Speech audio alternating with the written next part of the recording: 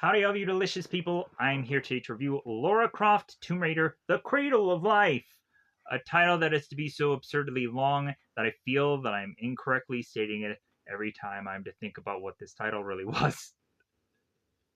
But if anything, title. So, with that said, we have a movie that is to, of course, be a sequel, and the very first thing we have to do is compare it to the original film. So, Angelina Jolie in the first movie had gone on to injure her ankle in the first film. In the sequel film, she had gone on to lose a part of her elbow in the sequel. Jesus, Angelina. Like, how about you tone it down a little bit? So, when we go on to have Gerard Butler's character within this film, he was to go on and state that originally he was kind of hesitant about doing another action film because he had just gone on and done the Paul Walker film Timeline, and he just kind of gravitated to this movie, looked at the script, is like, oh, okay, all right, let's do this. Like, I think he probably wanted to play into the IP, in my opinion. And then also, he was to state that he really likes strong female characters to just kind of play off of. So, all the more reason for him to want to do a film like this.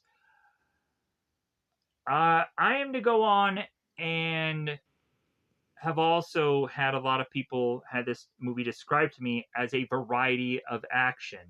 In my opinion, action or action scenes means that there are gun shooty or blades or sabers or knives or something where people are going to kill people with, and that to me is like action.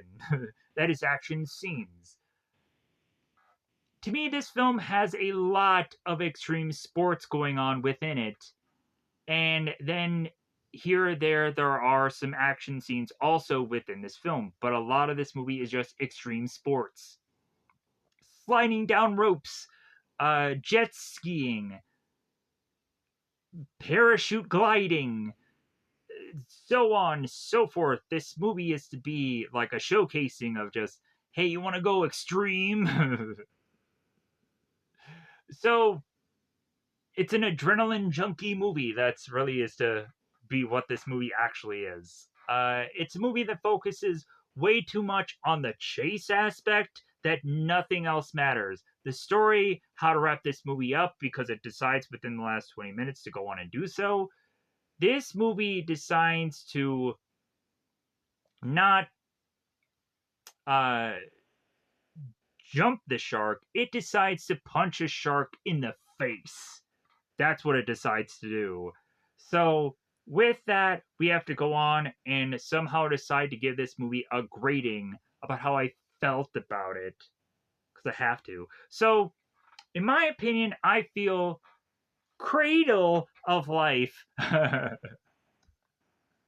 This movie was fine. It was fine. I would give it a thumbs up. Like, it's gonna feel so much like the first movie to a lot of people, and it's going to be not as good as the first film. I think that the villain setup is better in this movie. I like Gerard Butler's character in this film, but the first one is so much better. It's better paced. It's better just like there's a lot more goofiness going on in this film. There are stuff that they spend so much time on to not have a good enough payout with, and because I'm looking at certain aspects where you have them go on and they're being dropped out of a plane to go so fast to get undetected, and then they need to eject out of this pod to have them parachute just to make their way to this secluded place for them to just be able to get these weapons and these butterfly knives and these motorcycles just so that way they can go on more of a road trip in this film. And I'm just scratching my head just going, why? they have to go on and have to set up this whole delivery man that has this big huge box that is making his way to Rice just for this box to open, and cell phones there, and I'm like, wow, this is a great payout. And I question why this effort of things was to be taken place. uh, but so I like the villain. I like Gerard Butler. I could still like Laura in this film. But at the end of the day, there was not enough story for me to care. And how they just needed just a quick avenue to just finish up this film. Just be like, man, uh, that was just kind of like, really? But anyways, uh, with that said, before I actually get into the cliff notes of this, where can you go on and see a film like this to get your own opinion, to maybe think that my criticism of it is to be folly? Because at certain aspects, there's to be a flavor of certain kind of action adventure films. There is at one point where there is obviously a scene that kind of feels like Bruce Willis's Die Hard, where it's like the shoot the glass scene, where Laura goes to this science laboratory to try to retrieve the orb, and she finds Rice's men, his second command, Sean, and they start shooting it out. Uh, and there is obviously to probably have a lot of people probably want to compare this movie to the Indiana Jones movie Raiders of the Lost Ark, just for how it's overall just put together. Also, it kind of reminds me of the Sean Connery Indiana Jones movie where the guy drinks uh, the wrong goblet by the end of that film, and then he ends up getting like his body just all sucked inside of him. That kind of happened towards the end of this film. Um, but anyways, uh,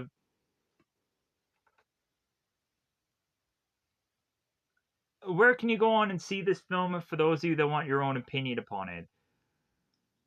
I will state two apps that are in fact, if you have a mobile phone, or hopefully I would say probably a tablet or iPad, because that would probably be a lot more convenient for you to be able to see on a much more bigger screen of film and show and what have you. Oh, the cusp of your fingertips. You would go on and need apps like Zelifonic, Zelivonic, through a Google Play Store, and also apps like Moopzy, Moopzzi.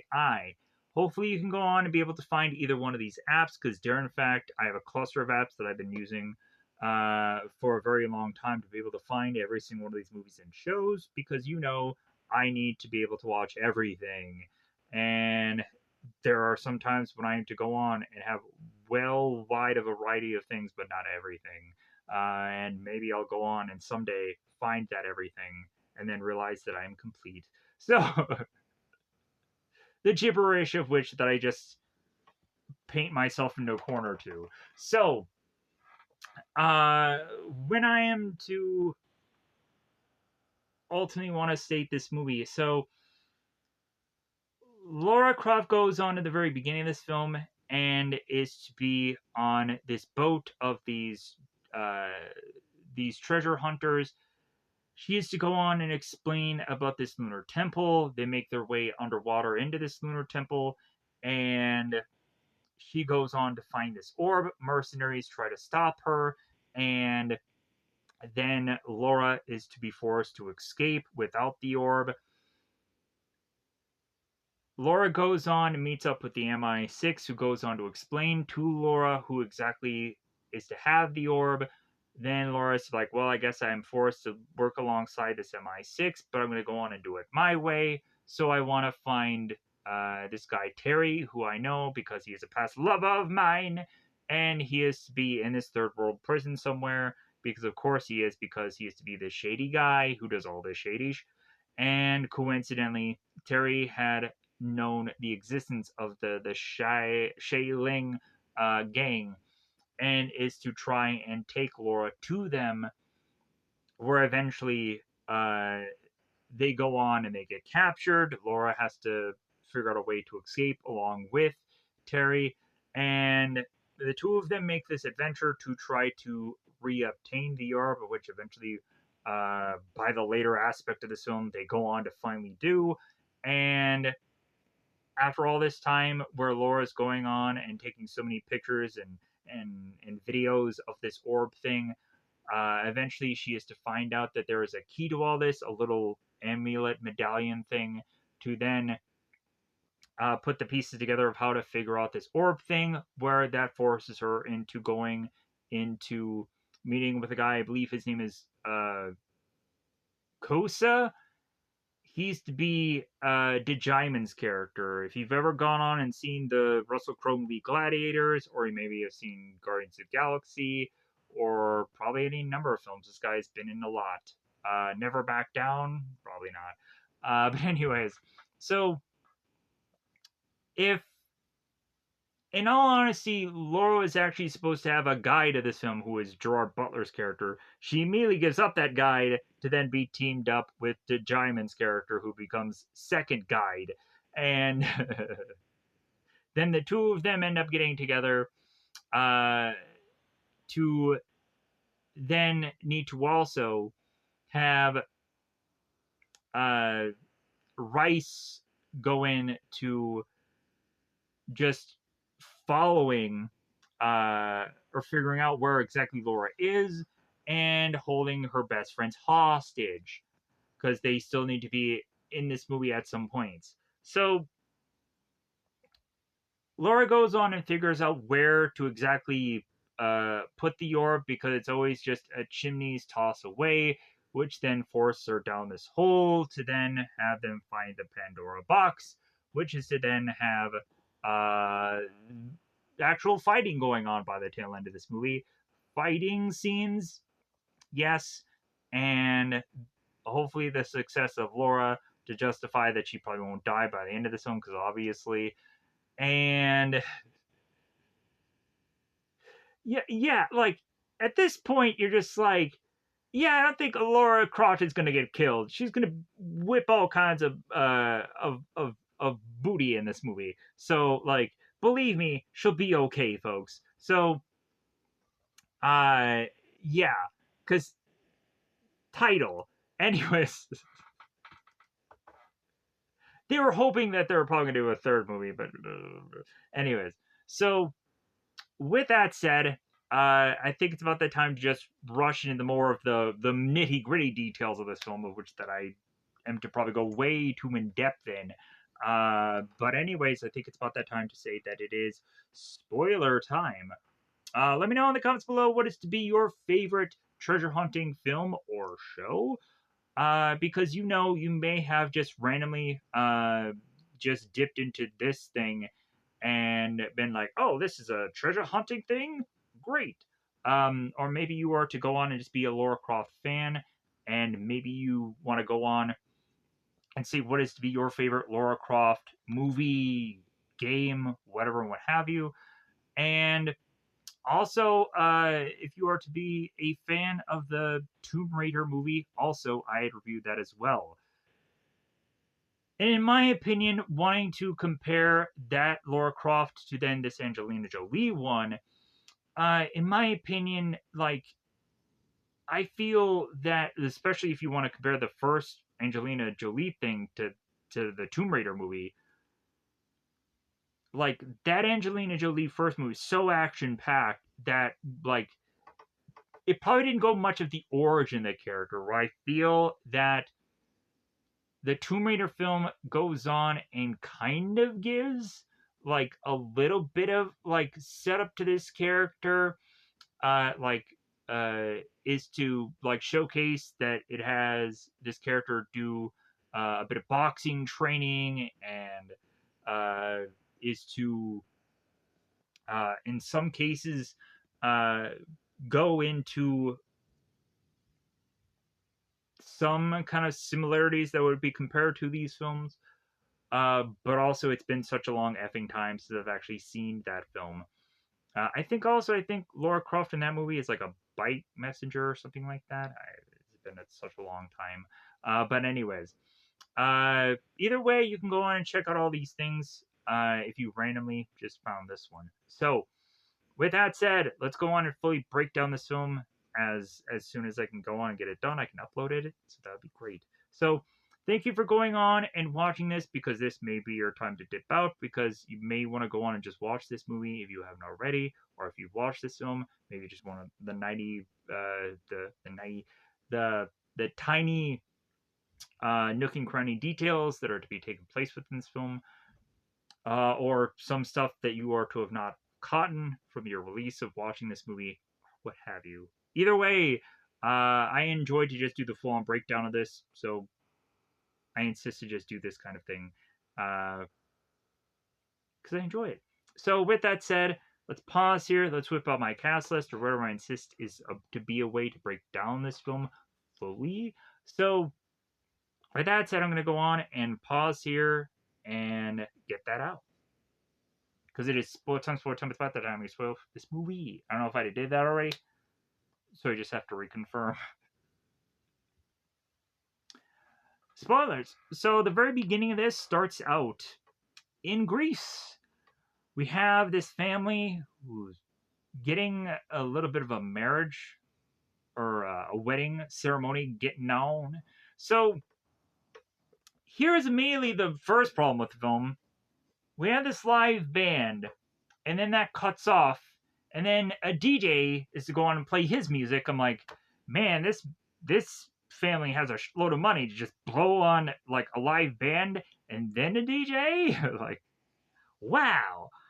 So the DJ ends up playing his fat, succulent beats, and that all of a sudden starts to have the wine and champagne start to shake. And I'm like, man, like this guy really has boosted the volume up. But then we would go on to realize it's not the DJ. It's actually to go on and be a cosmic like event of earth shattering proportions within this rock slide of things that is to go on to start having cars and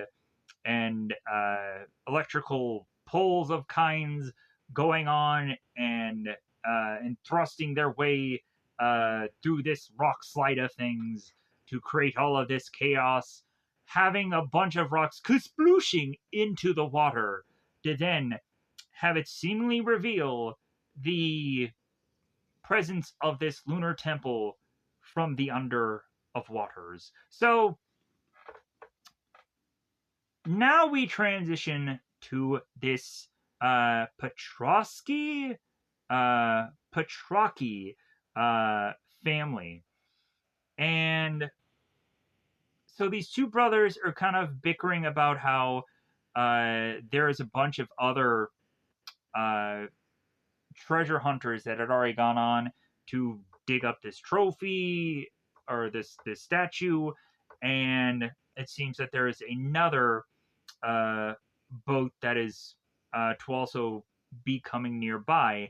And so these guys are starting to get antsy. It's like, well, hey, like, man, Lara Croft is taking her sweet time. Like, when is she going to come back? And so we can go on and figure out what we're here for. So Gus, of course, the captain is going on and talking to his sons because this is a whole family affair here. And so here is where Laura goes on in her bathing suit glory to make her grand entrance on her jet ski, as she had gone on to herself be riding said jet ski. So, because she had been fully trained from sure a billion months, because Laura Croft goes on and be one of those kinds of films where like Angelina Jolie is to stay here. It's like, well, yeah, I trained for months of how to like perfectly have like the guns be positioned and this and that, and it took months to train for all of this stuff. I'm like, yeah, just for it all to look cool on camera. So Laura gets out of the water to obviously, while she had her jet ski, to kind of splash over the guys and like, well, hey, you're all wet. So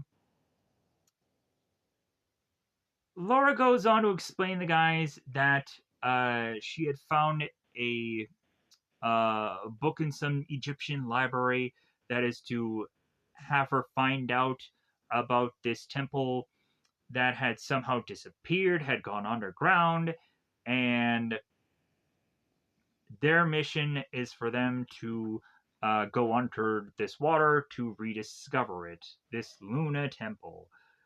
So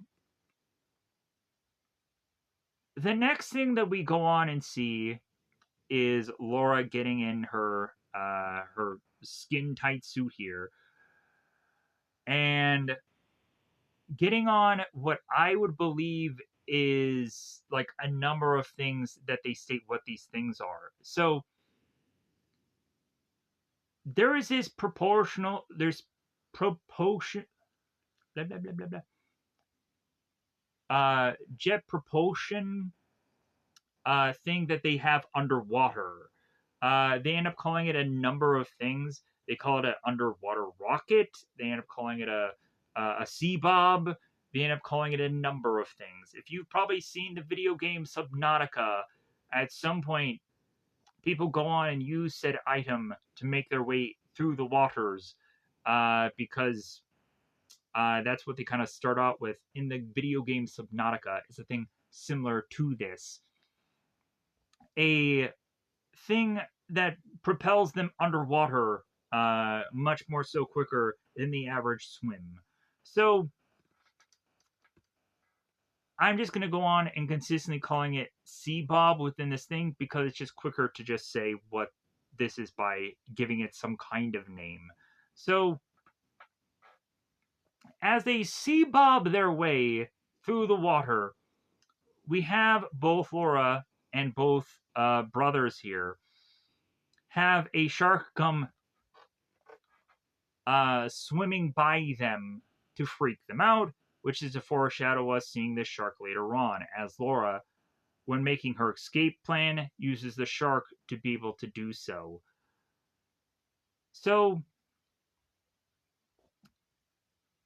Laura and brothers go on to make their way into the temple to then unsheath flares, to then look around into the temple, and we would go on to have both of the brothers who are to be like, oh my god, like here's a bunch of just riches here. Why is Laura going off and doing what she's doing?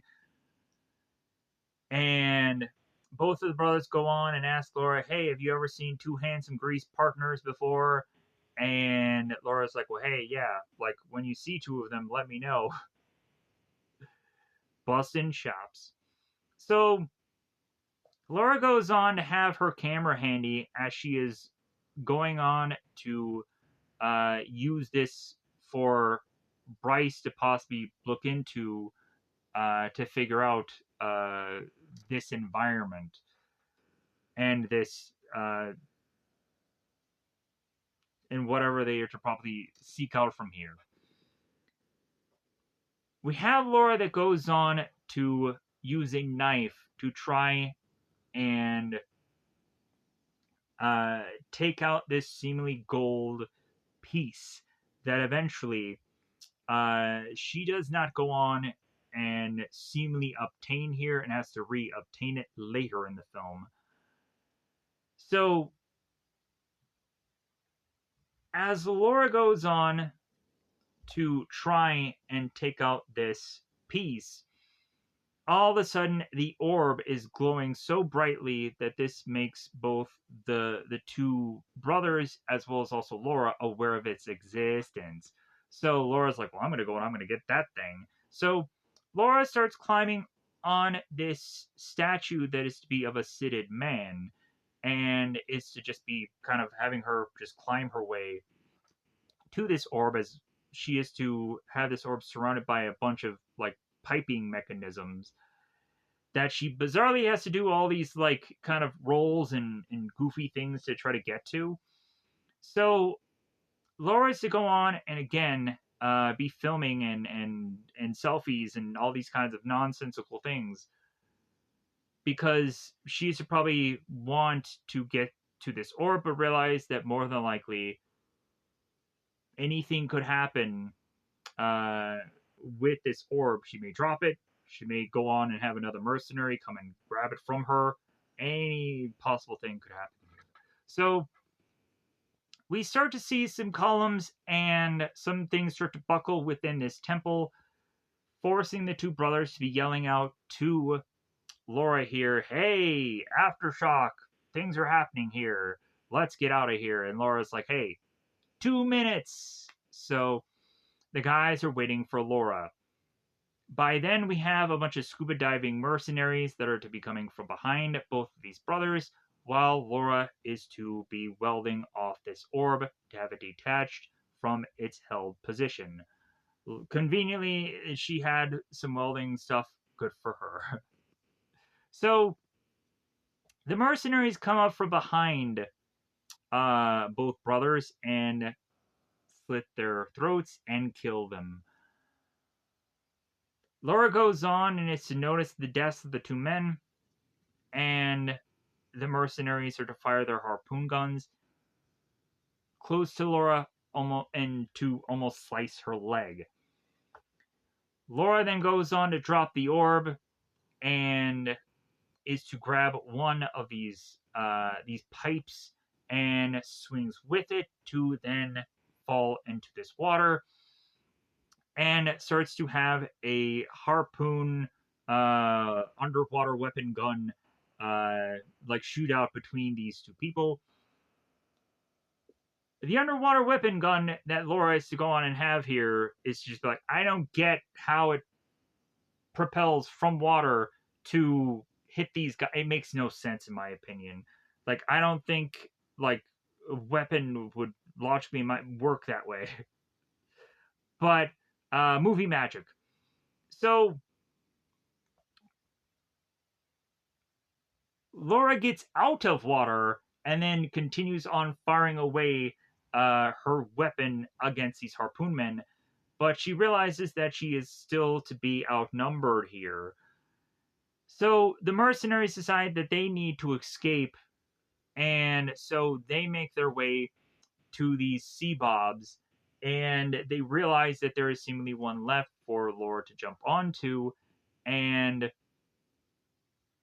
the mercenary goes on and destroys the sea bob so that way Laura can't use it. So Laura goes on and she cuts her arm with her knife and then starts swimming underwater. The blood is starting to trickle into the water. There's now blood in the water, folks. And when you have blood in the water, there's to be a shark that is to just be like, something is attractive. And I'm not talking about Angelina Jolie. No, I'm talking about I'm attracted to that blood. So the shark goes on and is to be minding his own business, be like, hey, what's that blood over there? And then all of a sudden, out of nowhere, Angelina just punches this shark in the face. And the shark is like, what the fuck? Like, I just wanted to see what the blood was all about. And so Laura just like, well, too bad. I'm going to go on and I'm going to grab your fin and we're just going to ride out of here so I can go on and I can just make my way to be able to breathe here and swim to what is now left of Gus and men that Laura was with ship, because the mercenaries had gone on to find Gus's ship and sink it, and that was the only left piece for Laura to cling on to. So Laura goes on and is to push this beacon for both Hillary and for both Bryce to find her. And so all of a sudden this submarine comes out of nowhere and goes on to kind of check on Laura and realize that she is to be very disoriented. Cue now us needing to learn about Rice and what he has planned.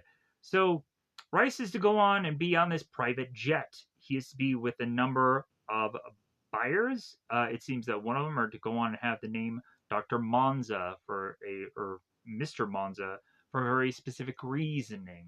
So we have Rice going on, making his way. He's on the plane, just kind of minding his business, with all of his buyers here, and then all of a sudden, one of the buyers has the gall just start coughing up blood here, and so we go on to find that this buyer who is coughing up blood in this glass is Monza. Rice reveals to the rest of the group here that Monza had decided to betray them, and that Monza had been giving information to the MI6, and Monza had, I guess, decided to just go onto this plane, thinking that he can continue to give more information to the MI6. And what a horrible decision that was, because he's now dead. Rice goes on to state to everybody that he had just given Monza here Ebola, which is the highly contagious illness, and or a highly deadly disease. And the thing of it is that Rice has a anti-serum of this, which he is to go on and hand to everybody, and then he takes one to his hand and then downs it to where everybody's to go on and be like, okay, I guess we have to down it as well. So Rice goes on to explain here that they need to get to a point now where he is going on and offering these buyers a thing where there is no treatment for, no vaccine, no cure. And that is to go on and be Rice's new goal of the ultimate weapon. I'm paraphrasing here. That's technically what he's saying. So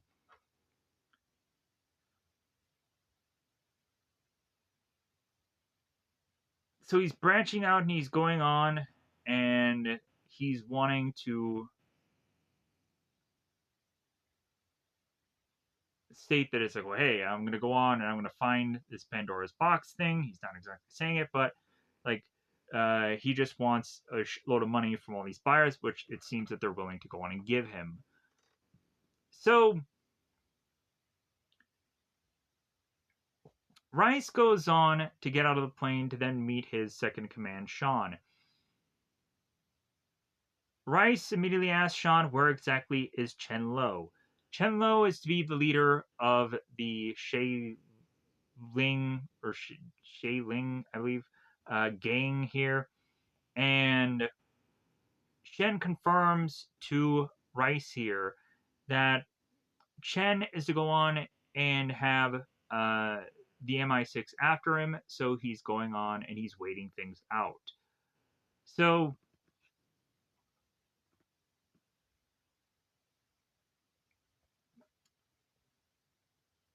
we would go on to have Rice telling Sean, it's like, well, hey, yeah, like that makes a lot of sense, but like you know what, I'm on the clock here, so if anything, like I need this orb at once. So we then cue to the loft or Croft, blah, blah, blah, the Croft Manor here, which I think in the very first film was probably called the Trinity Manor because in filming locations that's what they titled it, but I guess they call it Croft Manor. Either way, it's a mansion. So we cue us having Croft face off against Hillary in a wooden stick fencing duel as Hillary is head to toe in fencing garb. So both Laura and Hillary are fighting here, as well as them needing to realize, like, well, hey, we need to figure out about this orb. But it seems to be very hard to narrow down what exactly this orb is. So Laura goes on to explain to these men, both Bryce and Hillary, that they need to go on and go through any book that would probably have any kind of information about this. And Bryce and Hillary are like, well, yeah, but that would probably take thousands of books to try to read to find anything about this orb if we could. And Laura's like, well, yeah, that's what we're going to go on. We're going to do. Well, you guys are. I'm just going to go on and I'm just going to just do some target practice after this because I don't give a flaw. And so, so Bryce and Hillary are forced to seemingly read thousands of books as Laura goes on to take some target practice. And she gives them the very first book as she chucks this this wooden stick uh, for them to read, a book called Greek History. So it seems also throughout this entire film that Laura keeps going on to try to reference Alexander the Great in this movie. And I think in the beginning of this, there is to be some tie with Alexander the Great to what Laura says to talk about the Luna Temple, and then eventually Laura continues to tie in Alexander the Great with when she's talking to the MI6 guys here. So Laura goes on and is to be doing target practice with a pump handle gun of some kind. It's a rifle or it's a shotgun. I'm going to go with shotgun. The thing that kind of doesn't make sense to me is like you have a pump handle that you don't exactly pump. She just continues to just fire with never having to seemingly once like pump handle this thing. So I'm like, if you honestly want to compare to like Terminator 2, like in Terminator 2, we consistently see the Terminator character needing to pump handle the gun, and like we don't see that anywhere here with Laura doing this. So I'm like, so Laura goes on and fires at all these targets as a helicopter is to be flying by her. And so, as Laura makes her way after target practice to make her way back into the mansion, she then is to bump into the MI6 guys. Laura ends up criticizing the MI6 guys about how they have soft hands and press suits and how they go on and they make decisions for others to go on and carry out. So, the MI6 guys shows a picture to Laura of Chen Lo. They end up explaining to her that Chen Lo is to be the guy who had gone on to confiscate the orb from Laura. And this is also to tie into Rice, who is to seemingly be a scientist who is to have gone on to win a Nobel Prize. But it seems that eventually his more passions is to have biological weapons that are to weaponize the world. And so they go on and they say that he's the modern day Dr. Mangala, whoever that is. And uh, the more and more they talk about this and explain that Chen Lo, as well as also Rice, will eventually obtain the orb, Laura ends up becoming way more interested in what the MI6 has to offer her than, of course, what was to originally just have Laura figure out a way to end this conversation between the two of them. So,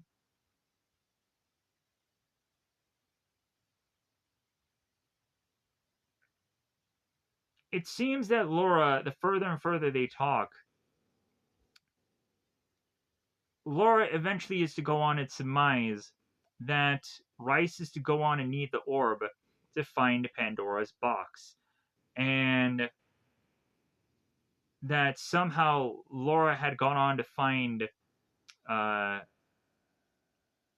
a bit of literature, books that would go on and give her this conclusion. And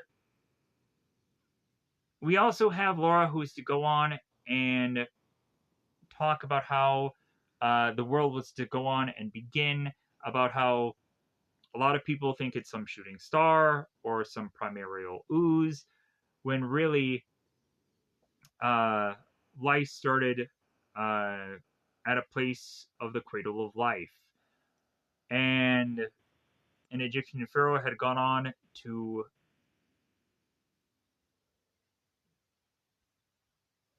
find a box which brought life to the earth.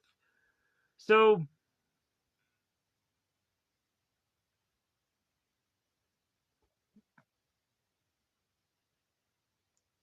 we go on and have them further and further talk here. And this is where Laura goes on and talks about Alexander the Great reaching India, and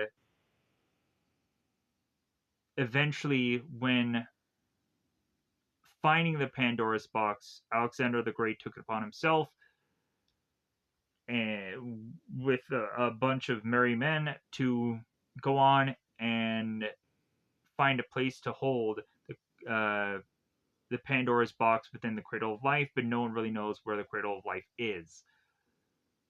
Again, that's the whole reason for the orb. So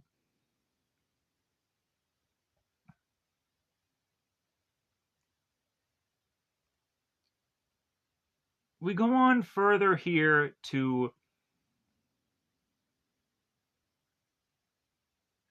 have Bryce talk about the imagery of this orb and how it's not exactly complete, and that they also don't know how exactly to read it. And yeah, so there are so many roadblocks with this orb, as well as also like there probably is a key to figuring this out as well. That they probably need the presence of the orb to go on and figure, which eventually they'll get to that conclusion. So as Bryce is going on and talking to Laura about this, we have the MI6 going on and calling Your Majesty, I'm sure the Queen and what have you, to tell Laura that it seems that the Queen is to allow Laura to go on and do said mission. And Laura is looking at the MI6 guys like, well, it's good that the Queen, it seems, is accepting for me to do this mission, but Laura is going to go on and do this mission regardless of it being sanctioned or otherwise. So the MI6 guys go on and tell Laura here that they're going to give her the best agent, and Laura's like, no, no, no. Like, I need Terry Sheridan.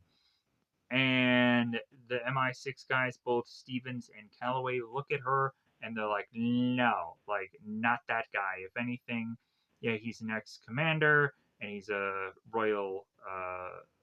the Royal Marines, but he was also a traitor. And so Laura ends up giving them the face, and they're like, okay, we'll give in to whatever you say. The following is to take us to a Barra Carla prison. So Laura makes her way through this snowy like environment with this vehicle to then meet with this guard who is to tell Laura that she has made her way into what he describes Fantasy Island to go on and be. Laura makes her way into the prison to then go on and realize that, bizarrely, Terry's cell is empty for reasons that Terry is to be kind of hanging on the ceiling. So, Laura makes her way to Terry's cell, and the cell of Terry's is to have a cage from the ceiling. So he's kind of hanging on to the ceiling because it's caged like almost all around him, except for the floor. And so Terry's deciding that he wants to get a good pump in, so he's going on and he's doing reverse chin ups or reverse chin ups. So instead of going on and doing normal chin ups, he's going on and bizarrely hanging upside down in a almost push up like position. So that way he can do reverse chin ups. So we go on to then have Terry that goes on to notice Croft, and they then have their hellos. So we go on to have some jokes to be had, where Terry used to say, it's like, uh, what, do you like my new place? And it's not quite Croft Manor. Uh, so Laura has to explain to Terry here, it's like, well, hey, like, I can get you another loft and pick any city you want. MI6 is going to fund your expulsion and your asylum and your citizenship restored. And eventually, the further and further they talk here, like Laura explains it, like, hey, they're going to pay you $5 million and like you'll be set for life. And so Shay Ling is the gang. Shay Ling. That's what I was trying to figure out how to say here. So Laura goes on to tell Terry here that all she wants from Terry is for her to be brought to the Shay Ling gang. And Terry's to play off that he doesn't know who this is, but he knows who it is. So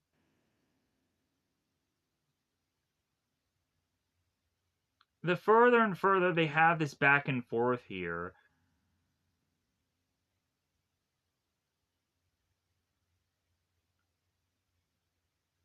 the eventual going on and agreeing to the terms that eventually Terry is to go on and do here, even though he goes on and tells Laura that most of the time the Shayling are like ghosts and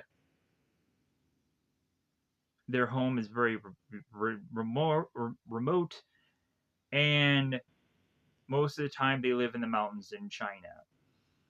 And but they do move constantly. And so Laura has to go on and tell Terry, it's like, well, hey, you know better than that. And so Terry's like, well, hey, just kind of just get me into China and I'll get you to them in a day. So Laura goes on and says, like, well, hey, if you agree to this, you're going to come with me with no guns, no money, no weapons of any kind. And Harry's like, well, hey, you're going to take all the fun out of it, aren't you? So Terry makes his way alongside Laura back to the vehicle for them to leave. So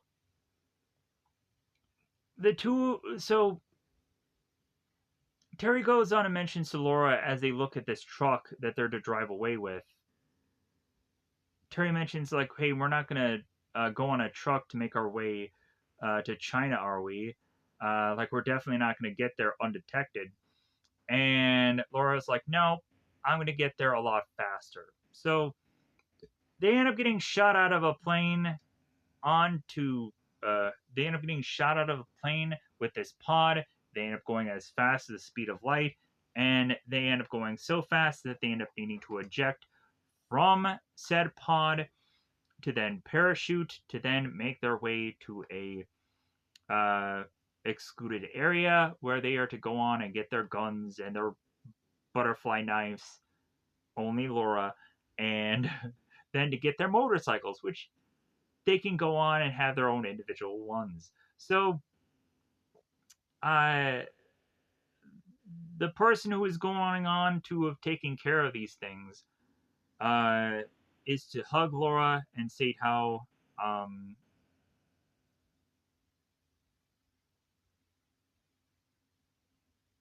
she had made a tune up for the bikes and so on and so forth. So Laura makes her way to her guns and then eventually goes on to talk to both Hillary and Bryce. Hillary mentions and asks how the happy couple are getting along and what are they up to. And we of course have Laura who's talking about her accessorizing and that's what they're up to. So here's where they talk about the orb, and Laura ends up realizing that there needs to be a key to all this, which she will then re obtain later on. And so they extensively have me already needing to re-explain all of that. So Terry is going on shirtless because if Daniel Craig had gone on to be in the total complete buff in the first movie, Gerard Butler has to have some kind of shirtless scene within this film. So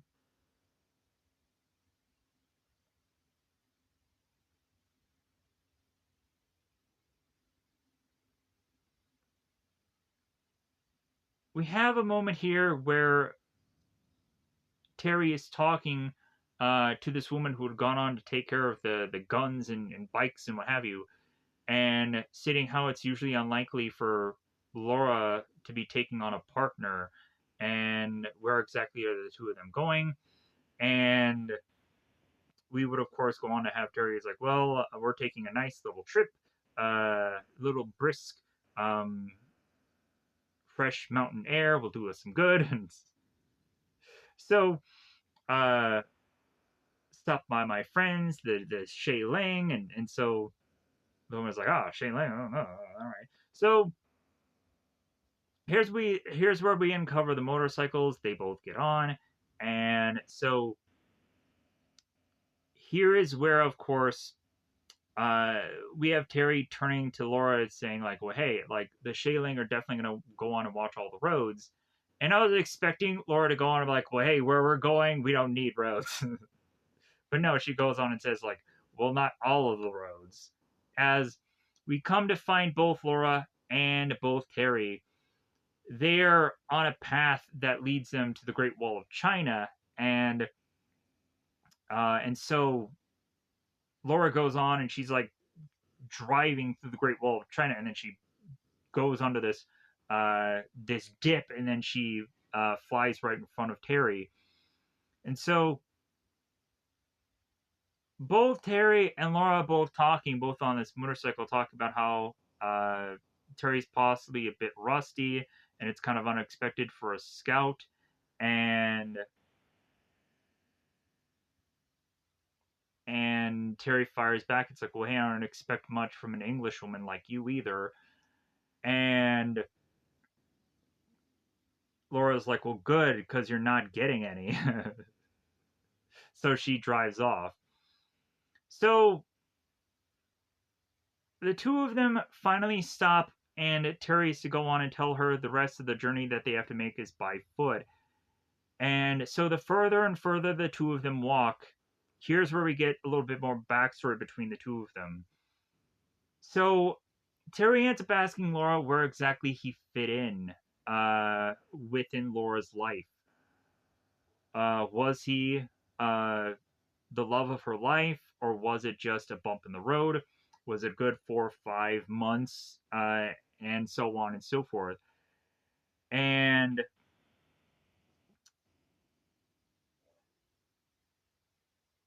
like the two of them are just kind of having this bickering moment, but eventually it's to try to lead to some laughs.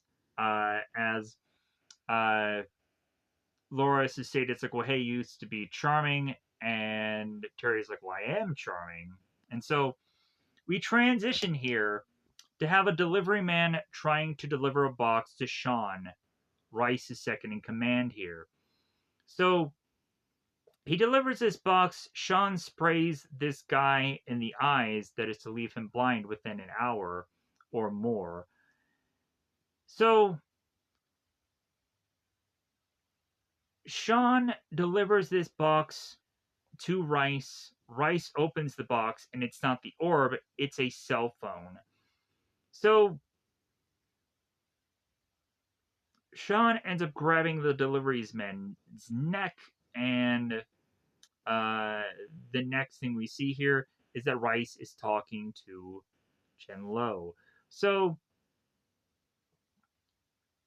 there is a temptation for Chen Lo to realize how really valuable this orb is. And for Chen Lo also to be really tempted to possibly offer this to Lady Croft instead of Rice, and Rice is to tell Lowe here, it's like, well, hey, like, don't underestimate Lara Croft, like, and so Rice is to go on and try and threaten Lowe here with like, well, hey, like, if you're not going to go on, you're going to not give me this orb. Like, I know your family. I know your who your kids are. Like, you wouldn't want to go on and go home to them to realize that any one of them have a ravishing disease that will kill any of them, do you? So Chen goes on to threaten that there's a possibility that he's going to go on and be more willing to offer the orb to Lady Croft.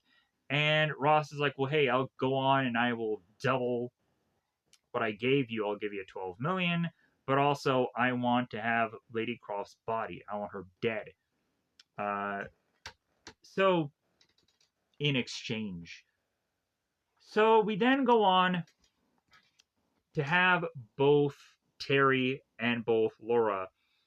And it seems that Terry's kind of giving them the runaround.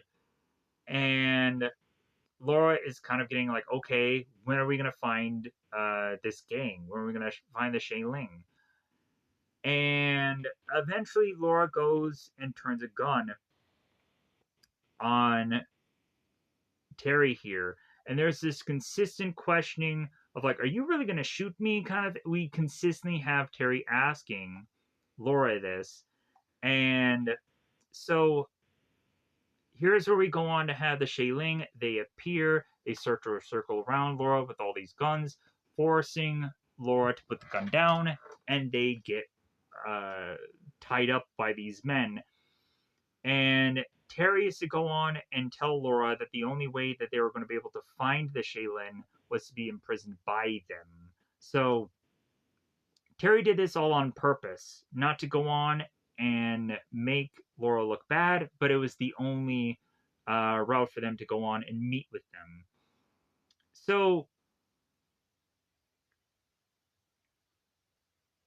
we go on to have also Chenlo's brother, uh, who is to meet up with Terry and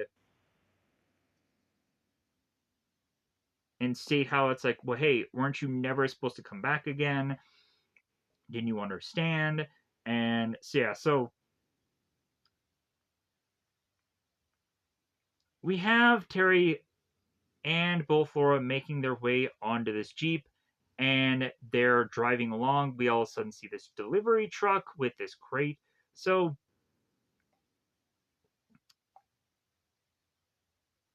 as both Laura and Terry are having this conversation again about like, well, hey, were you really gonna kill me? And Chen is like, well, hey, don't underestimate Laura. She had killed multiple of my men, so I'm sure she'll easily do the same to you. So as an interruption is to go on and happen here, Chen is to go on and tell Laura about the past of Terry here and about how Laura is to be so trusting of Terry when Terry had gone on to take some uh, vehicle full of vases to run off with supposedly his sister, and there had been like some roundabout talk about his sister, but then like they don't. I think they don't exactly say if she's dead or not. I don't think they ever kind of confirmed it. Or at some point we go on and Chen points at this giant that is behind them, and yeah, so I was a little bit confused about all that. So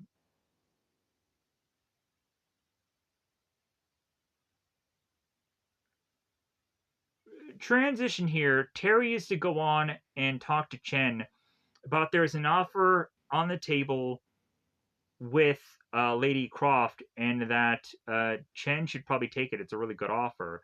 That it'll probably be way more than uh, what Rice is offering him. So he's like, all right, let's talk. So Laura turns to Terry and says, "Hey, 4 minutes," and then follows up with Chen here. Chen goes on to go in a room that is full with these statues of terracotta warriors. I tend to quite see these statues quite often in a number of projects and films and such. And yeah, they're always just very interesting looking. But again, but within this movie, it kind of sucks to actually see them because they just are just destroying the shit out of them. So that kind of just sucks for this film. So we have at a one point where while Chen and Laura are talking here, that Chen is almost wanting to offer Laura a set of these warriors. And so uh like if anything, like Laura is wondering if uh like her selling her these warriors is going to be as good as trying to sell her this orb here to just kind of get back on point. So Candace just state, hey, like you lost men, I lost men. There's no reason we should both lose again. So uh,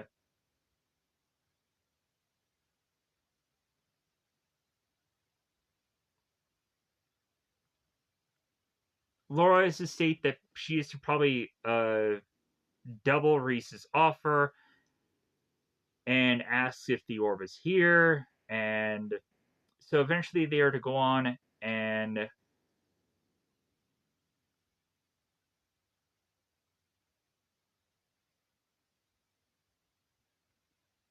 so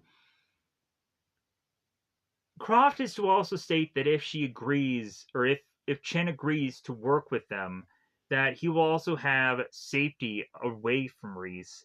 That uh, that the government will take care of him, and so it's definitely in his true interest to take the offer. And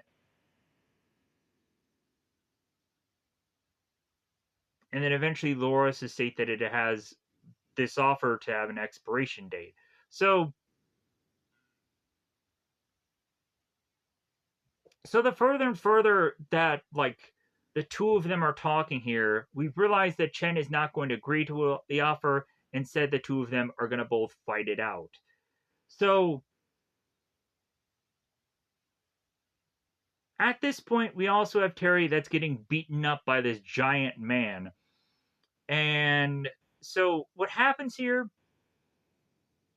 is Chen is grabbing all of these weapons to attack Laura and breaking all these statues in the process. So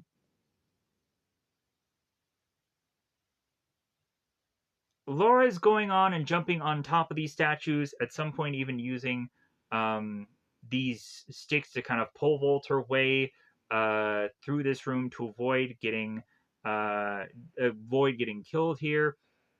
We have at a point where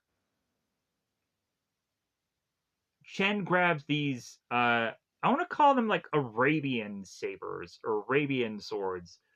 As I've gone on to play the Skyrim game, and like I had gone on to use these kind of blades. They look so cool looking, how curved they are, and like I think they end up to be calling like Arabian swords or Arabian blades. But anyways, so Chen goes on to have blades. Laura has these sticks, and they whittle down to seemingly almost nothing. But Laura goes on to uh, or stab, much more so fling uh, these sticks into Chen's lats off to his side, almost to his armpit, and he ends up getting stuck between this box and these sticks. So Chen frees himself, but he ends up starting to bleed off to his side of his lats or his side of his chest here. So Laura goes on to find a rifle that has a blade at the end of it, and she thinks that she can fire said rifle, but the rifle has no bullets. So since Laura realizes it is to be a rifle that has a blade in it, she's like, well, I could just use this then. So the two of them continue on to fight here, and we would, of course, go on to have Laura get the better of Chen here, and she drops Chen. She grabs his gold piece, takes it from him, and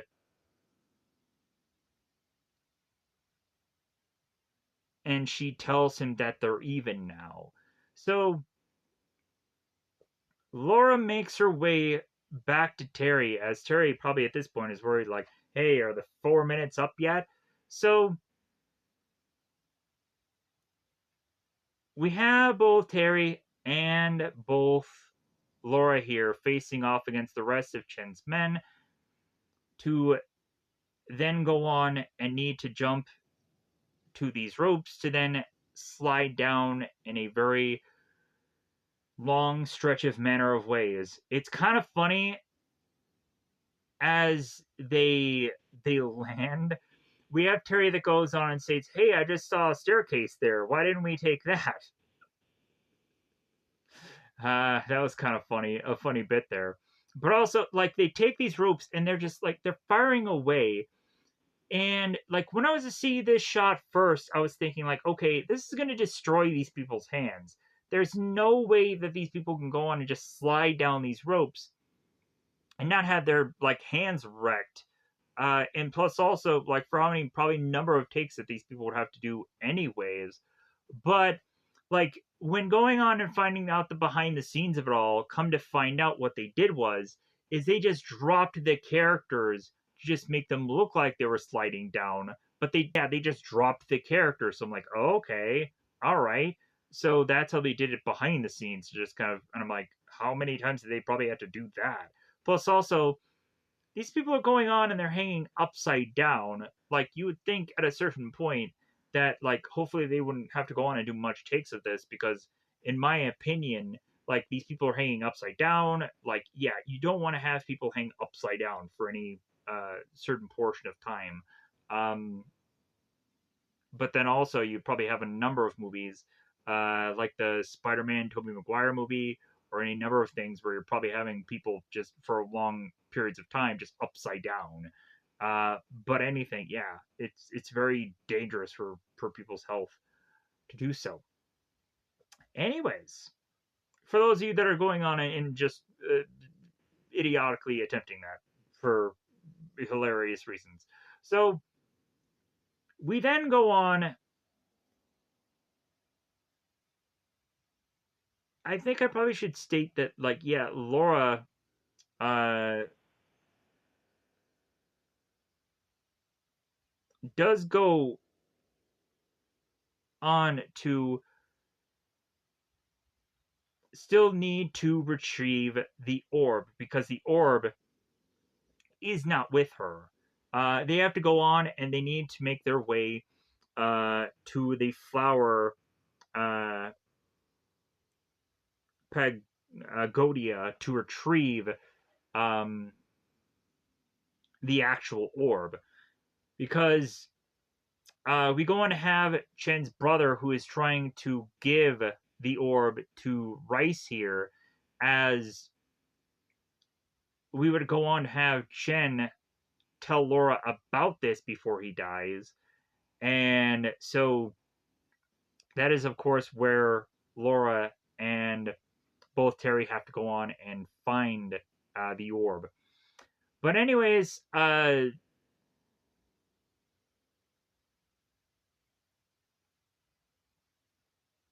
Laura goes on to show Bryce the medallion, and the two of them go on to together figure out that since the medallion has this instrument, that the medallion and the orb are connected, to realize that it has to be some musical thing to connect to the orb to reveal its secrets. So the next thing we go on to do here is we make our way to the flower uh, pagodia, and both Laura and Terry are waiting things out, and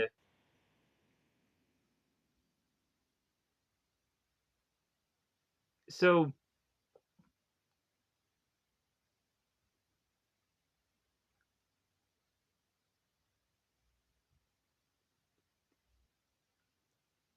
we have Terry here go on and talk about how he personally feels that he doesn't want to go on and do things that other people want him to do. That uh, that he had gone on to leave his men and his country, uh, and realized that it didn't hurt him as much as he thought it would. And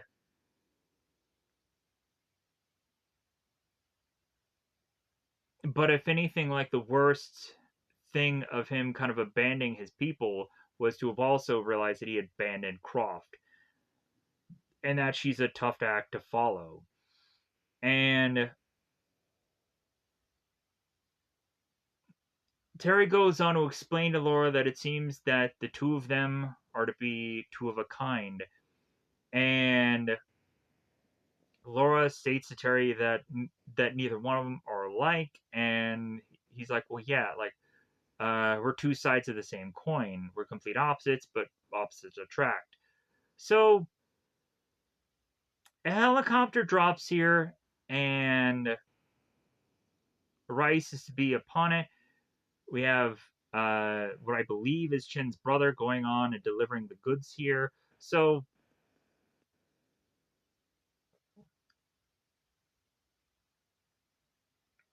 Terry is to go on and tell Laura that they're not quite in the right position that they should be in, and that if anything, uh, Laura's to go on and to get in a certain position, and that Terry is to tell Laura to, hey, wait for my signal, which eventually she will not go on and actually do.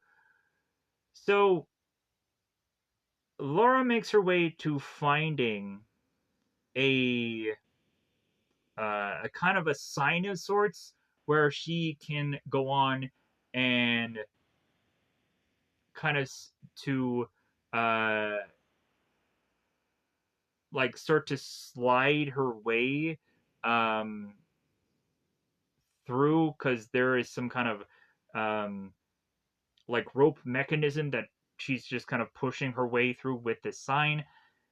And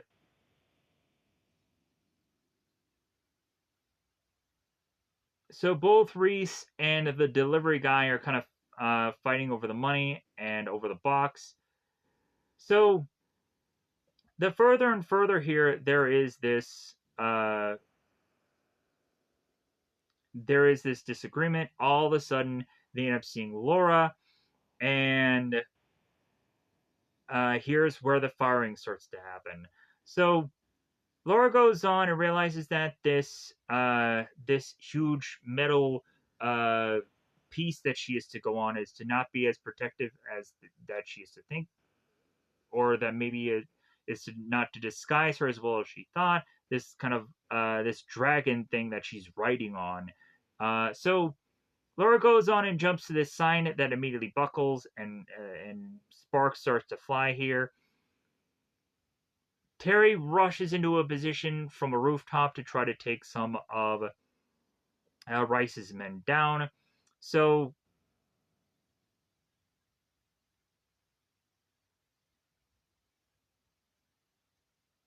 we go on and we bring a bunch of gunmen here.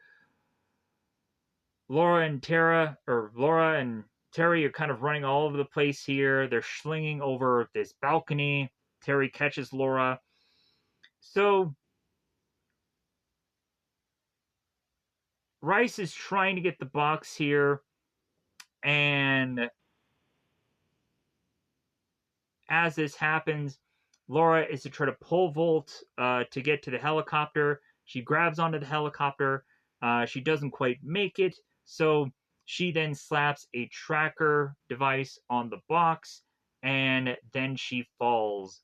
And as Terry is to meet back up with Laura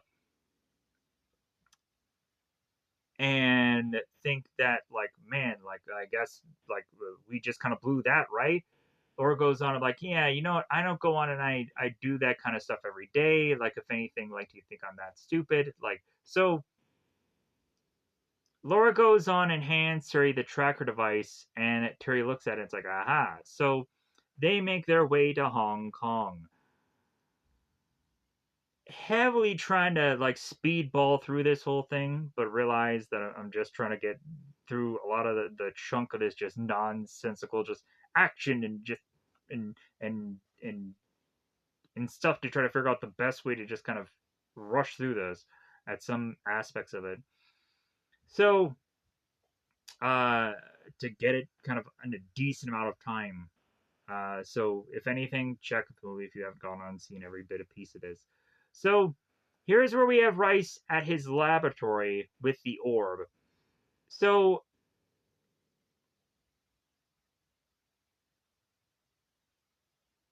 Laura goes on to track down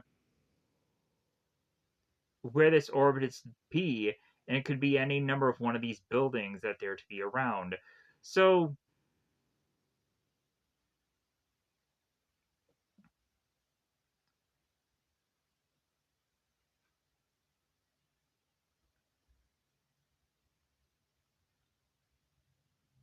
we go on to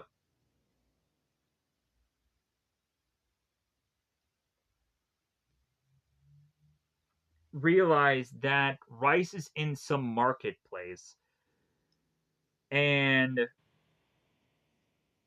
both Laura and Terry are to follow. So as Rice is in the elevator, we have a kid who pushes all the buttons. I'm like, man, that's great. So and this goes on to have both Terry and both Laura finding a security guard that ends up showing his face onto a camera to where the guys let him in. And so the further and further the clearance is to go on and be here, that the security guard is to uh, get clearance into the camera room, where they go on and they take out all of the cameramen, and then Terry is just kind of waiting at this camera room. So Laura finds through the cameras where exactly the orb is located, and she is to also commandeer one of these headsets so that way they can talk. So Laura wants to evacuate the building, and she realizes that there needs to be some kind of fire alarm to be triggered to be able to do so. And so Laura comes to find a way for there to be alarm to be set off for people to leave, because Laura states that these people aren't to be paid enough to risk their lives. Uh, so they're definitely going to go on and leave as soon as possible. So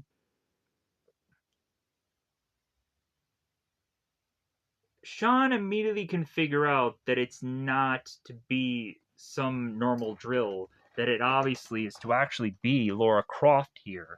So Sean goes on to try to make his way back to where the orb is, and Rice is to get called about what's going on.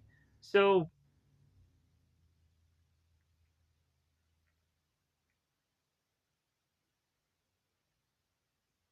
Rice and his men start to have a gun war against Lara Croft here, kind of biding time for when Rice is going to show up.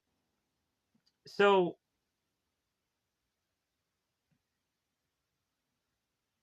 here's where we have the whole shoot the glass moment or shoot the mirror moment. And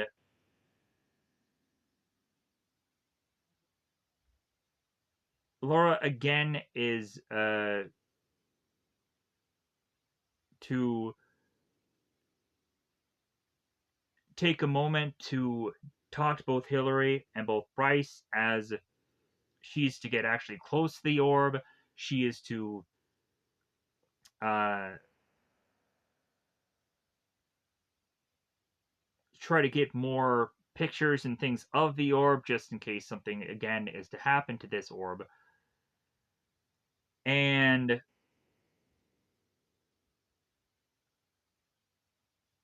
while Laura is going on and doing so, we have her getting ganged up on, and Rice is appearing, and they end up thrusting Laura's face into a bit of glass here, which is probably just either sugar glass or to probably just be ice or some kind of number of things that are to probably not be harmful, whatever. Maybe it's rubber glass.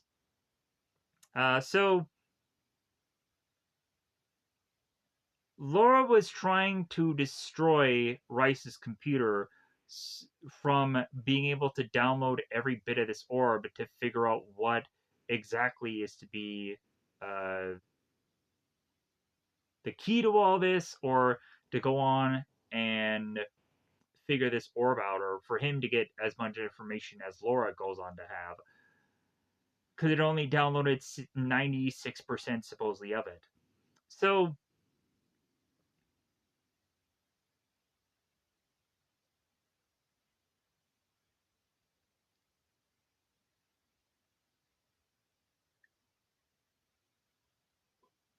as Rice and Laura are having this bit of conversation between them, finally Terry comes in and is to start to have this shootout here, forcing uh, there to be more of a shootout.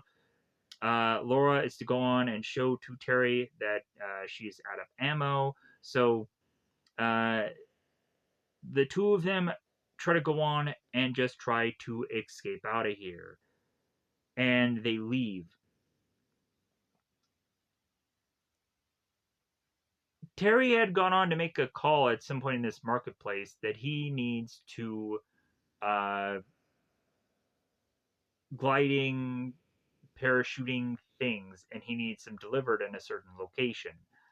And eventually, both Terry and both Laura are going to make it to this specific uh, rooftop of this building so they can get into these parachutes so they can glide off. At one point, we have both Laura that is to talk to Terry, or what was I saying here?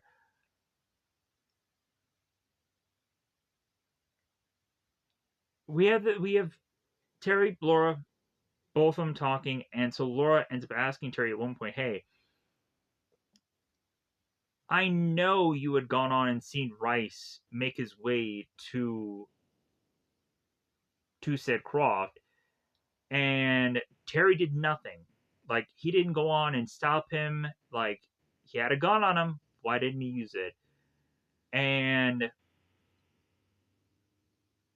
here is where Laura is to think that Terry is still kind of playing both sides of things, and Laura doesn't know um, if Terry is to go on and still be wanting to help her out, or is to go on and uh, just kind of keep his options open. So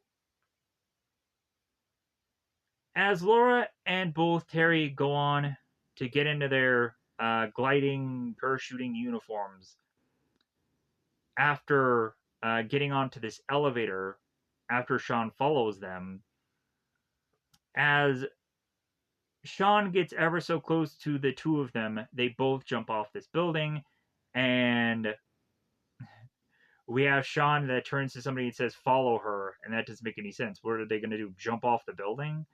So the two of them glide onto a ship, and Terry is now handing this captain $200. Like, no, no, no, $300 expenses. So we have Laura that goes into a wardrobe that is to change into a certain garb. So Laura goes on and puts her guns underneath her pillow, Terry is to make his way into this bunk bed, thinking that she probably is to not have taken already the bottom bunk. So he unsheaths the pellet, realizes her guns are there, so he takes the top bunk and he puts his gun there. So Terry grabs the orb and he starts holding it, and Terry ends up asking Laura, it's like, really, this rock is a map? I've never seen anything like this. Have you? Uh, and it's the only way to find the box. And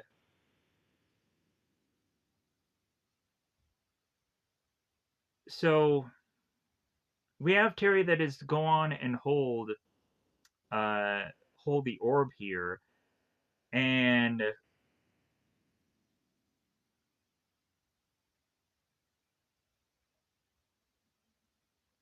almost be like uh, having the conversation of like, well, hey, are you gonna go on? Are you gonna escape with it? You're gonna try to leave with it? Because again, the trust is not exactly there. So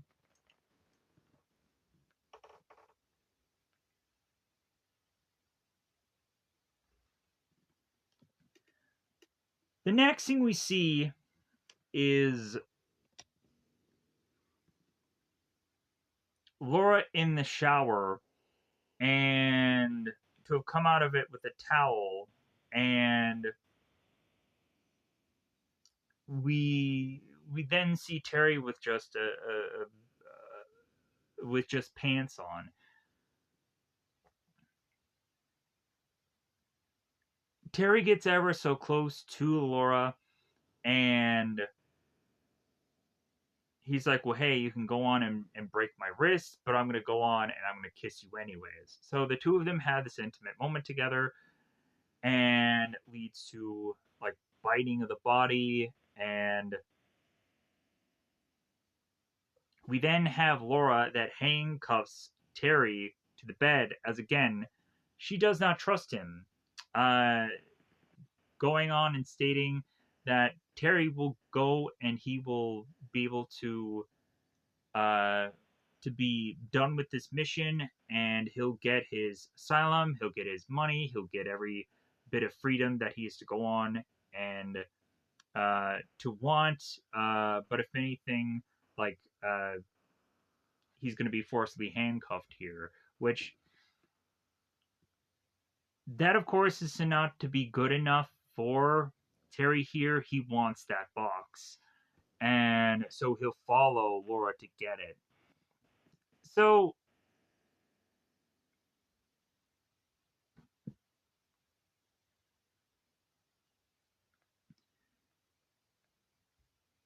the next thing we see is Laura making her way to this boat that is to have the satellite dish, and we see this family that is gathered around to watch SpongeBob SquarePants. How convenient. So, so of course it's SpongeBob SquarePants. Like, yeah, like, might as well be.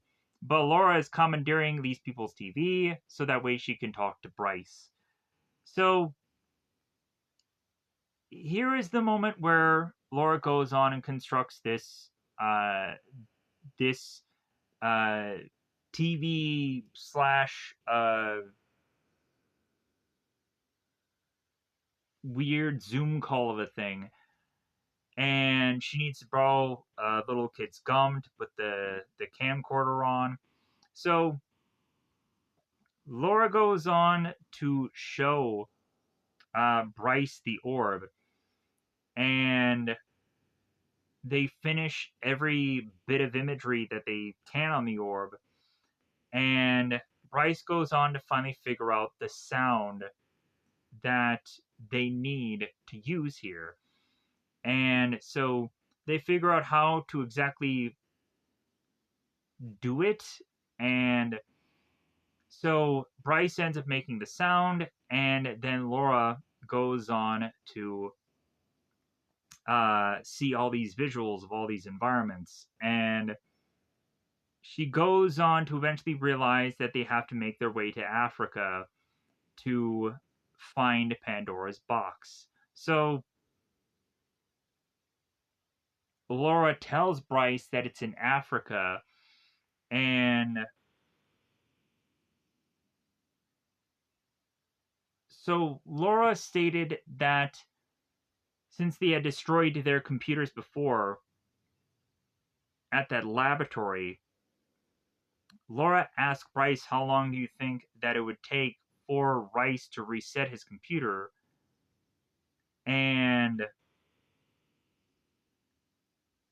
Bryce says probably a day, but he's lying because we come to find out that Bryce is to be held hostage by Sean and by Rice to find out where Laura is going, which of course is Africa. So Sean and Rice are taking both Hillary and Bryce's collateral here, making their way to Africa. The next thing we see is Kosa, who is played by Dejiman here, and he is on this jeep, and all of a sudden we have Laura parachuting in here. Kosa gets a call from Laura to be like, well, hey, where are you? And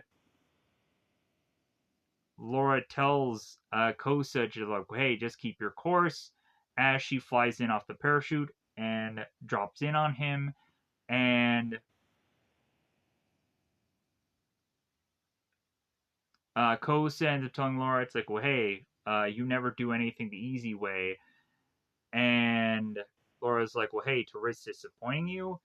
And this is an interesting bit of dialogue here because they repeat this later on by the end of the film to just kind of go back to this line. So Terry follows up exactly where Laura had gone on to head to make his way to this family, that he immediately sees the little girl with Laura's shirt and is to go on and ask where exactly she had gone on to head. And that leads Terry to realize that Laura has made her way to Africa. So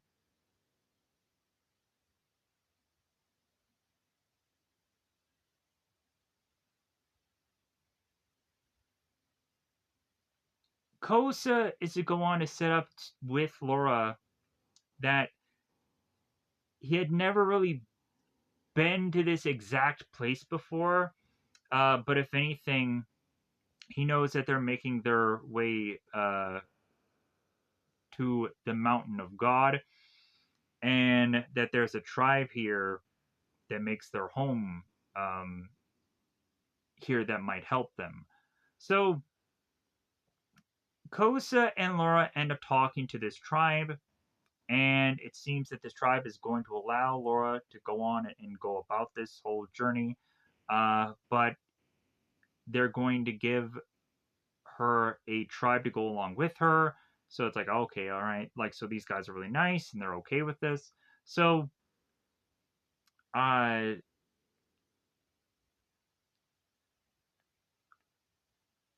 kind of fast tracking here. They end up warning Laura that along her path there is going to be these things called shadow guardians. We'll come to find that these shadow guardians are going to be seemingly be at night, and that these things seemingly react to sound and or movement. Movement is what I meant. So these things supposedly don't sleep, they never rest, and they move like the wind. So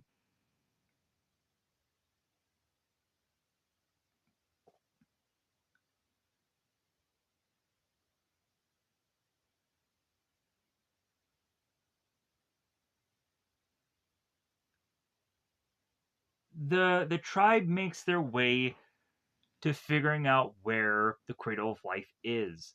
And we have at one point where Laura is to turn to one of these tribesmen as the two of them are kind of having this back and forth bit of dialogue. And at one point, they end up making fun of her accent.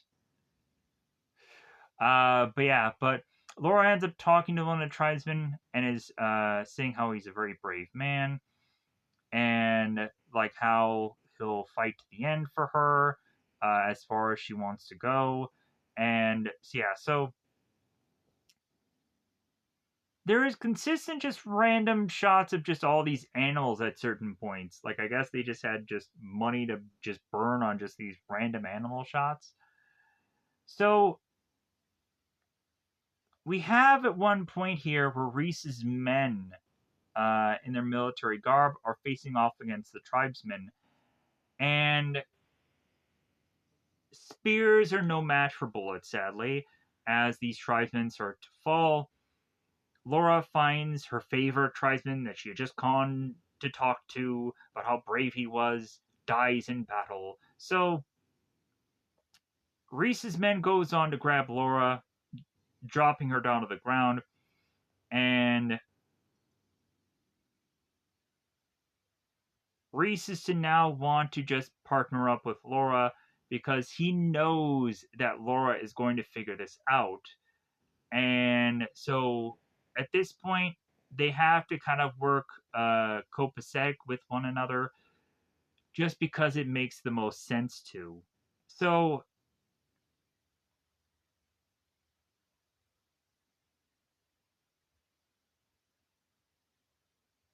Rice is trying to go on and make offers to Laura, and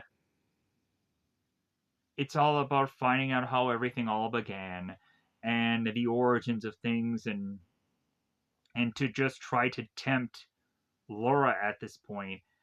And this goes on to kind of remind me of the very first villain of the other movie, where the first villain, I believe his name is Powell, he goes on and he's telling like Laura almost like the devil, about like, well, hey, I can give you everything that you desire. Like I can have you be able to turn back time to see your father once more, and this and that, and so on. He goes and and it's to kind of do the same song and dance, um, there as this villain goes on and does here.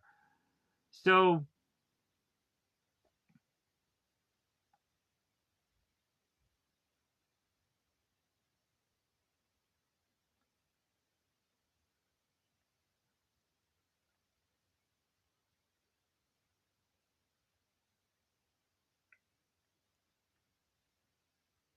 we have Kosa tell these men where they were heading, because logically, Kosa doesn't want to go on and have Laura get killed here. So he's trying to change the subject to just say, hey, like, this is where we're going, this is where we're heading, let's go here. So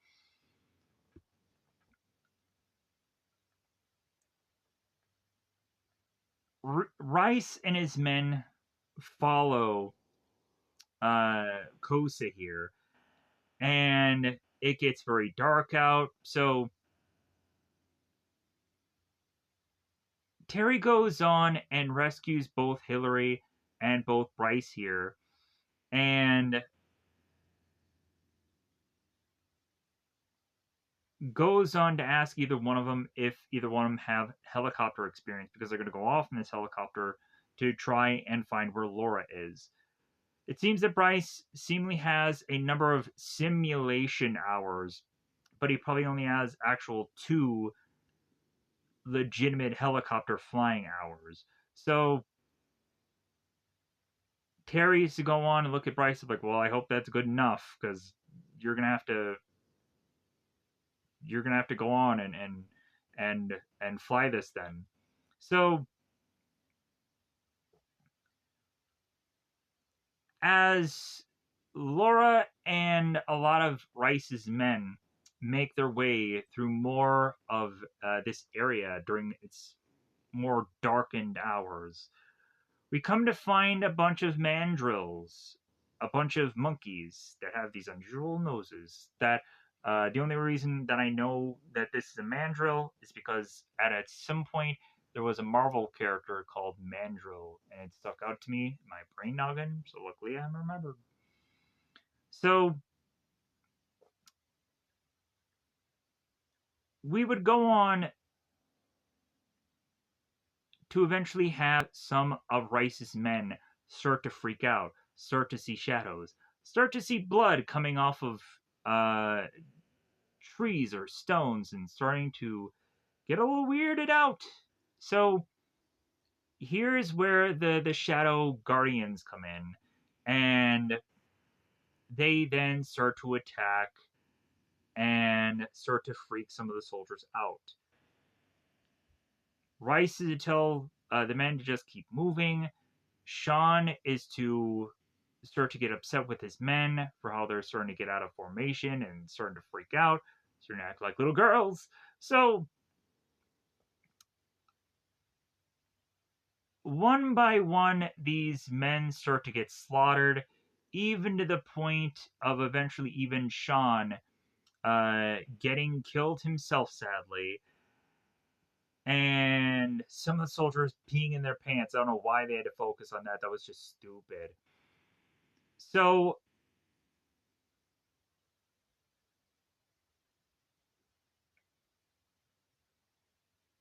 Laura is to turn to Kosa and it is to tell him not to move because the monsters end up getting triggered by movements. The mandrills, it seems, had gone out of the way just in time, so no mandrills were harmed in the making of this film. So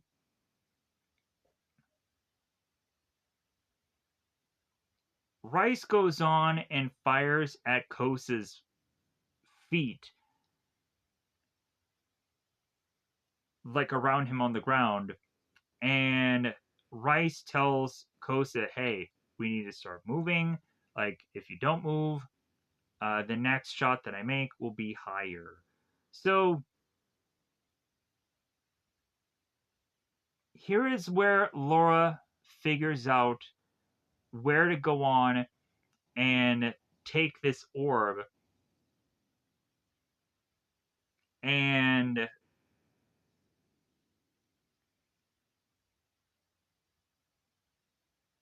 and and and where to put it, as it seems that the Shadow Guardians are going on and attacking or getting close to attack uh, Rice and yeah, like I think at one point, yeah, I think Laura and Sean have a bit of a scuffle here, but I think Sean dies by one of the Shadow Guardians, I believe. So Laura chucks this orb into this hole, and then all of a sudden the orb or the hole that the orb was thrown into starts to just dissolve, and both Laura and both Rice fall into this hole, and the two of them are now stuck in this cave like environment. And so Reese turns to Laura and realizes that this is the cradle of life. So we then go on to have Terry turn to Bryce and saying, like, all right, like, it looks like we're here. It's time to go on and play hero. So Bryce goes on and repels down via this rope, falling into the hole. So we're almost at the tail end here. We're almost wrapping up here. So we go on to have a long stretch of time here where both Laura and both Rice are just walking upside down throughout this cradle of life, trying to figure out where Pandora's box is. And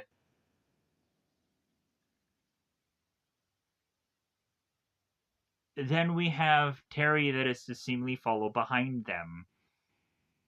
Finally, both Rice and both Tara finally figure out where Pandora's box is, and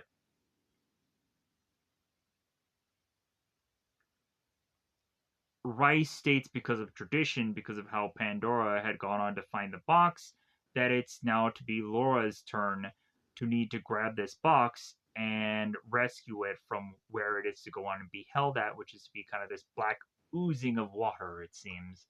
So Rice thrusts Laura, uh, grabbing her hand to force her further and further down. And Laura's hair starts to get captured into this black ooze of water and starts to get kind of destroyed here. And the further and further Rice tries to go on and tries to shove Laura ever so closer to this box, it seems that Laura just continues to have complications trying to grab it. And then that leads to the two of them just having a fight between the two of them because Laura doesn't want to go on and get the box anyways. So the two of them fight here, and while that's going on, Terry is to get his gun that he has to trying to push the Pandora's box closer to him as his gun starts to decay and dissolve here, which was kind of really interesting. So, back with the battle between Rice and Laura, we have at a point where Rice, holding a gun to Laura, thrusts Laura uh, into this kind of jagged rock to her back. And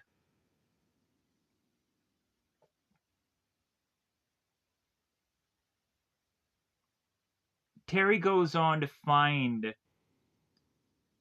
Rice and is like, well, I don't think so, Rice. So Terry ends up kind of pulling a gun on Rice. So eventually, what ends up transpiring here is the fight between Laura and both Rice ends with uh, the two of them kind of on this cave. They end up kind of falling off, and Rice falls to his death. He ends up getting kind of just stuck in this ooze of black ooze, and he goes on to just his body just decays and dissolves and kills itself within this ooze. Laura's to hang on to this cliff, and then she climbs down. So the next thing we end up seeing here is that Terry is tempted to keep the box and walk away with it. And or he gets tempted, but like not so quite now. Um,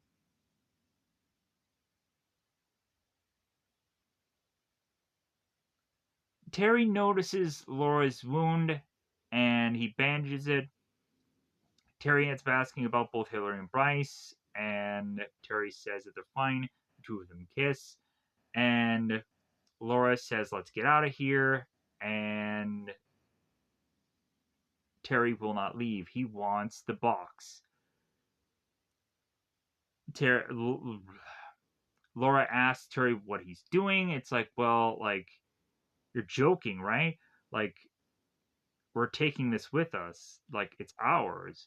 And so she's like, well, you're not walking out of here without that or with that box. And so he's saying how much of a fortune this box could go on and be if they were to go on and sell it to anybody. And Laura to state how this box killed millions of lives. And so we get to a point where Terry is talking to Laura here and saying, like, well, hey, like, I know you. Like, you're not going to go on and choose anyone over me. So, like, that's what Terry is kind of saying here, that Terry is going to take this box and leave, and Laura's going to do nothing for how much Laura is to feel for Terry here. So, as Terry is to go on and realize that this will lead to one of them dying here, Terry goes on and goes to his back to reach for his gun, and it's too late. Laura has shot Terry, kills him. So the next thing we see here is Laura makes her way to Pandora's box, and she's honestly tempted into almost opening it. She gets to a point where she kind of shifts it a little bit to where it kind of has a little bit of light showing, but she just can't do it. So she goes on to bring the box back into the black ooze, to where it seems to be the safest. And Laura makes her way out of this hole to make her way back to the tribesmen to tell them that the box is safe now. So Laura makes her way back to civilization, it seems, with Kosa on her shoulder here. As he goes on, I'm like, man, you don't do anything the easy way. And Laura says, like, yeah, I didn't want to disappoint you. And Laura hands Kosa the medallion, and